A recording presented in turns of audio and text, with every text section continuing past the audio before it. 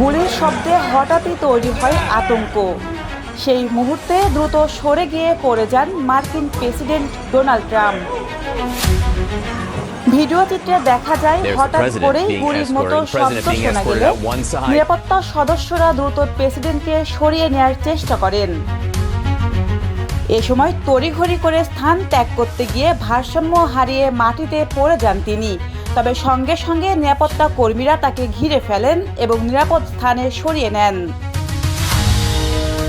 শব্দটির উৎস সম্পর্কে এখনও নিশ্চিত হওয়া যায়নি।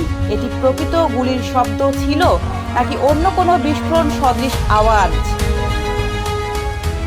নিরাপত্তা বিশ্লেষকদের মতে এ ধরনের পরিস্থিতিতে দ্রুত প্রতিক্রিয়া দেখানোর প্রোটোকল এবং সিক্রেট সার্ভিস তা অনুসরণ করেছে।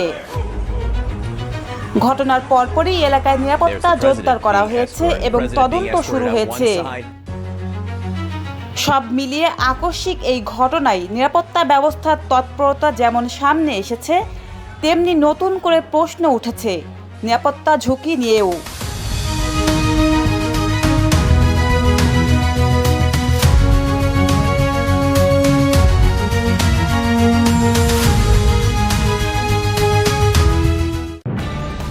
নিউজ ডেস্ক, দৈনিক অন্যধারা।